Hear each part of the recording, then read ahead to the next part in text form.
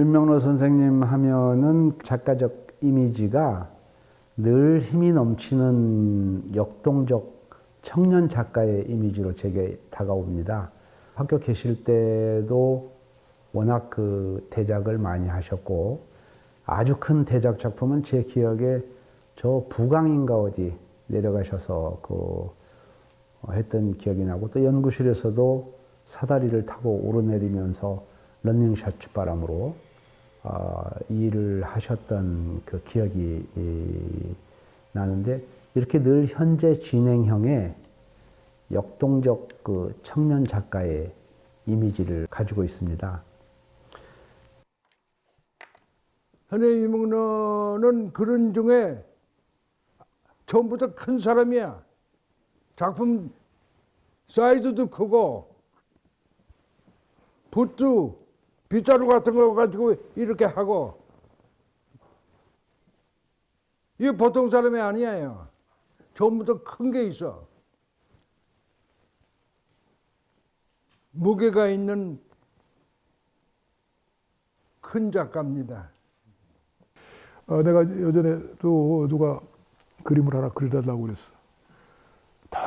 도저히 가까운 사람인데 도저히 그림이 안 되는 거야. 주문을 받으니까 그림이 안 돼. 그것도 참, 어떤 목적을 가지고 그림을 그리면 절대 안 되는 거. 가령 내가 이번 컴피티션에 꼭 저 그림을 하나 그려서 내가 작품을 내야겠다. 그리고 뭔가 상이라도 하나 받아야겠다고 생각을 하면은 절대 그건 그림이 안 돼. 이건 여러 번 내가 경험하는 거거든. 그러니까 누구 오다를 받아가지고 그림을 그린다? 절대 안 돼. 그러니까 아주 맑고 순수하다는 말이 참 어폐가 있지만, 그런 어떤 경지에 들어섰을 때 그림이 그리고 나면은 이렇게 참 마음에 들고 흐뭇해지. 그거예요. 그게.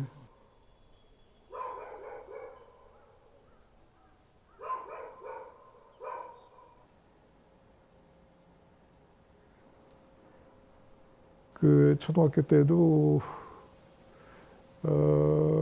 그림을 참 잘 그린다는 담임들한테 그 칭찬을 많이 받았던 것 같아요. 담임이 소크라테스 뭐 사성인가를 그 사진을 한 장 주면서 그걸 좀 크게 확대 가지고 오라고. 그래가지고 아마 소크라테스, 공자, 예수 또 하나 있는데, 그걸 이제 크게 확대해서 그려다 줬어요. 그랬더니 담임이 그 작품을 들고 다니면서 각 병마도 자랑을 하는 거예요. 우리 원의 일은. 그래가지고 그때 그냥 그 자랑 속에 빠져 있었으니까.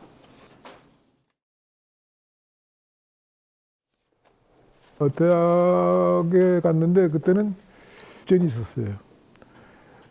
그런데 그 시기에 내가 4학년 때 국전에 특선을 했단 말이에요.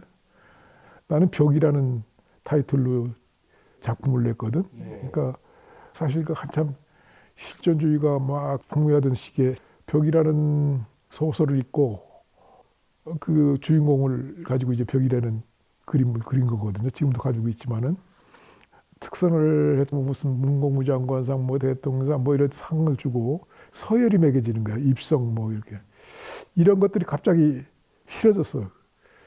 그래가지고 소위 반국전 운동을 하게 된 동기가 되죠. 그래서 그 동기가 나중에 우리가 저 독숭 담백에다가 전시한 60년 미술가협회라는 걸 내가 만들어 가지고, 그게 오늘에 남아 있는 그 벽전의 그 장면들이에요. 그때 그 운동이 어떤 뭐 꼭 반국전을 하겠다고 해서 한 게 아니고, 젊은 혈기에 그런 것들이 싫어서 뭐 상 주고 뭐 서열 만들고, 그리고 밤낮 꽃그림이나 그리고 앉았는, 아니면 미인도나 그리고 앉았는 그런 분위기들이 싫어서 튀어나온 거죠. 그 동기가 결국은 우리나라 미술의 현대화를 이끄는 아주 결정적인 역할들을 한 거죠. 네.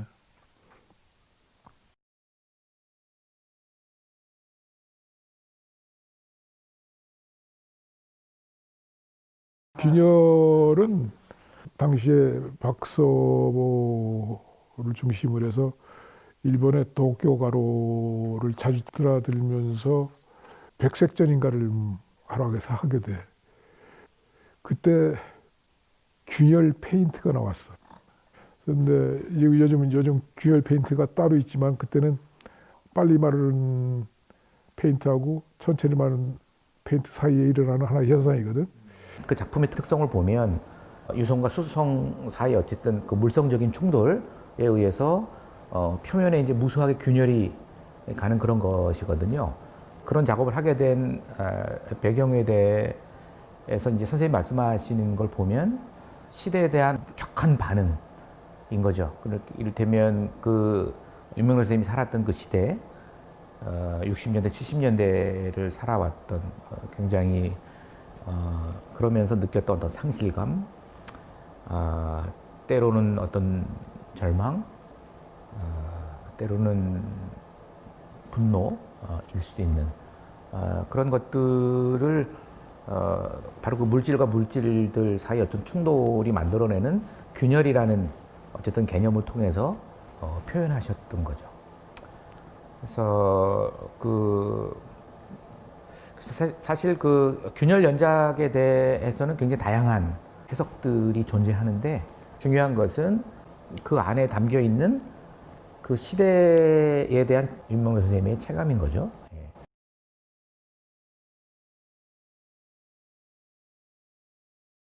특히 윤명로는 어쩌면 한국적인 정서, 전통 이런 것을 염두에 둔 하나의 일종의 도양성을 가지고 나타난 작가라고 난 봐요. 도양적인 어떤 전통과 이념을 포함한 엠폴멜 정표현주의 여행, 그게 유명합니다. 얼레짓은 사실은 뭔가 이제 됐으면 우리 고유어를 쓰고 싶거든. 내가 쓰고 싶었어. 그래서 문득 생각한 것이 원래 우리 토착적인 단어고, 그래서 원래 이게 빛 빚는 거 원래 빛이라고 그러잖아. 어렸을 때 내가 연 날리던 생각이 이렇게 나서, 자, 연을 날린다. 그래 이제 원래를 이제 감았다 풀었다 그러면 창공에서 그 연이 왔다 갔다 하거든. 그 왔다 갔다 하는 그거 그림이 그렇지. 그림이 큰 공간에다가 붓질을 왔다 갔다 하는 거, 그거는 얼레짓 하는 거랑 똑같다라는 생각을 했어. 그래서 의례적으로 얼레짓이라는 타이틀을 붙인 거라고. 그러니까 큰 공간에 그 얼레짓을 하면은 내가 의식하지 그 연이 노는 그런 장면, 그러니까 공간성이지, 일종 공간성.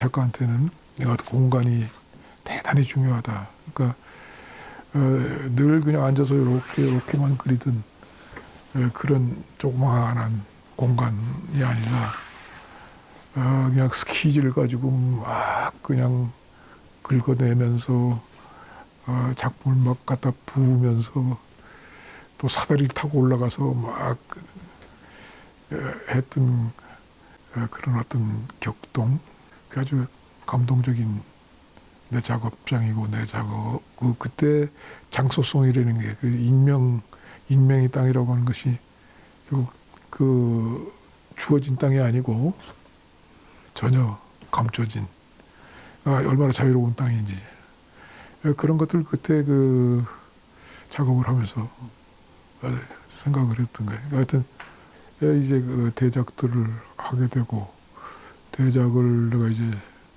중앙일보 그 갤러리에서 발표를 하면서 이제 굉장히 많은 주목을 받았죠. 지금 사실은 하도 크게 그려놓고 작업을 하니까 내 제자 놈이 어떻게 손 안에 들어오지도 않고 그냥 크게 널려 있으니까 저것도 작품이냐고 그래서. 그린다고 하는 그 행위, 손의 자취, 손의 기록 이런 것에 대한 강한 믿음을 가지고 계신 것 같아요. 회화라고 하는 거. 아마 회화라고 하는 가치에 대해서 회화라고 하는 것은 우리 동양에서는 이제 회는 그 치라고 화는 긋다라고 하는 개념이거든요. 그러니까 그 동양 미술 꼭 손의 미술뿐만 아니라 치라고 긋다라고 하는 통합적인 하나의 미술을 아우르는 이제 개념이죠. 근데 그림 그린다라고 하는 개념과 그 가치를 계속해서 그 뚝심 있게 지켜왔다라고 하는 부분, 이 부분도 또 우리가 인정해 드려야 될 부분인 것 같아요. 작가가 화면 앞에서 어떻게 어떤 자세를 취하느냐라는 게 굉장히 중요해. 어떤 때는 내가 이 자리에 앉아서도 깜빡 밤을 새는 때가 있는데 저 공간을 들여다보면서 별 생각을 다 하지. 그리고 슬쩍 이게 동창이 쏙 밝아질 때도 있어. 그거는 누가 의도적으로 시키는 일도 아니고 그 화면 하나를 들여다보면서 작가가 작품 앞에 자기를 정말 버리고 완전히 모르고 있을 때 그때 결과적으로 마음에 드는 작품이 나올 때가 있는 거예요. 어떤 때는 뭐 세잔들을 연상한다든지 무슨 겸재 정선을 연상한다든지 그런 연상하다가 당신이 뭘 그리느냐고 그래서 내가 겸재하고 세잔의 사이에서 그리고 있다고 그런 대답을 한 일이 있거든. 특히 이제 겸재예찬이라고 하는 제목을 달고 이제 작품을 하셔서 그것도 참 신선했는데 아시다시피 뭐 겸재는 그 당시에 중국의 화보식 그 산수 해석 비판적으로 바라보면서 실제 우리 이제 산수에 대해서 실천 궁행하고 사생하고 그러면서 겸재 화풍이라고 하는 거를 이제 세웠는데 그런 면에서 이제 굉장히 상징적인 레토릭이 되겠죠. 그래서 내가 졸업하자마자 화두로 먼저 던진 거가 진경산수거든. 이제 나는 그런 의미로 겸지예찬을 썼는데 다른 사람들은 전혀 그걸 좀 제 해석을 잘못하고 있는 거예요. 다 관념적인 동양화를 다 관념적으로 그랬지. 다 뭐. 근데 실제 실경으로 그런 건 이 겸재가 처음이거든. 그 산을 의도적으로 그래. 그럼 아주 부자연스러워지고. 근데 그런 거 딱 벗어나고 나면 공간 대 붓의 터치의 관계밖에 없어 사실은. 밸런스 아무것도 없다고. 여기 사람이 있는 것도 아니고 집이 있는 것도 아니고 산이 있는 것도 아니고. 어떤 건 겸재예찬 그 대작을 보면은 이게 그 거대한 산수와 같은 느낌이 이제 들거든요. 그래서 선생님의 경우에는 아주 그 삶 자체가 유년에서부터서 우리 토양, 우리 강산, 또 우리 색채 이런 거를 실제 체험을 하면서 땅의 냄새, 바람의 향기 이런 걸 다 거쳐오면서 숙성되어서 나온 게 아닌가 이런 생각을 이제 해봅니다.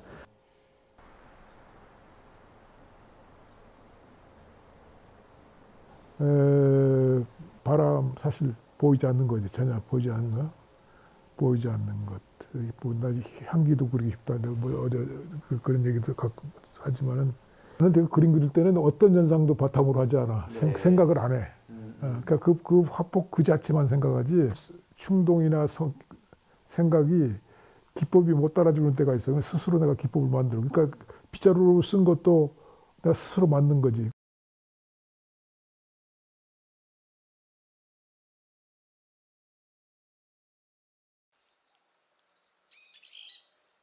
몇 년 됐냐 벌써? 2013년. 6년. 6년 됐어? 6년 전 얘기야? 예, 양주에 있는 신암리 성당이죠. 그 성당에 뭐 여러 가지 뭐 십자가 이를테면 건축가와 어떤 협력, 콜라보를 통해서 뭐 제대라든가 십자가, 그다음에 모자이크 그 성당의 이제 성물에 해당하는 것들은 이제 선생님이 직접 디자인하고 이제 제작하고 설치하셨는데 그 하나하나를 뭐 평가하는 것보다는 그 균열, 얼레짓, 뭐 익명의 땅, 겸재예찬으로 이렇게 진행해가는, 그러면서 끊임없이 자기 시대하고 호흡하고 끊임없이 또 자기 자신을 성찰하고 자기 자신을 발견하고 자기 자신을 찾으려고 하는 그런 노력들이 일맥상통하는 점이 있다는 거죠, 분명하게. 전반적으로 봤을 때 그 윤 선생님의 그 작품 세계를 이루었던 것은 서구 미술에 대한 어떤 정보랄지 그것의 재해석 이런 면보다도 자기를 키웠던 곳에 대한 땅의 냄새, 땅의 기운, 바람의 향기, 바람의 이동 이런 것에 그 주안을 해서 자기도 모르게 자연발생적으로 그렇게 작품이 흘러온 게 아닌가. 그리고 이건 상당히 좀 특기할 만한 부분이다. 예컨대 우리가 지난 해와 수십 년 역사 속에서 결단코 서구 미술에 대한 정보로부터 완전히 무심하기는 참 어려운 거거든요. 아주 뚝심이 있게 그냥 시골 사람 같은 걸어온 이 길을 쭉 다시 역산해 보건대 이 속에는 뭐 굳이 정체성이라는 이름 붙이지 않더라도 삶과 분리되어질 수 없는 그 어떤 독특한 미의식 그리고 그 자연의 소리, 울림 이런 것을 볼 수 있는 이 점을 저는 굉장히 특기할 만하다고 생각을 하죠.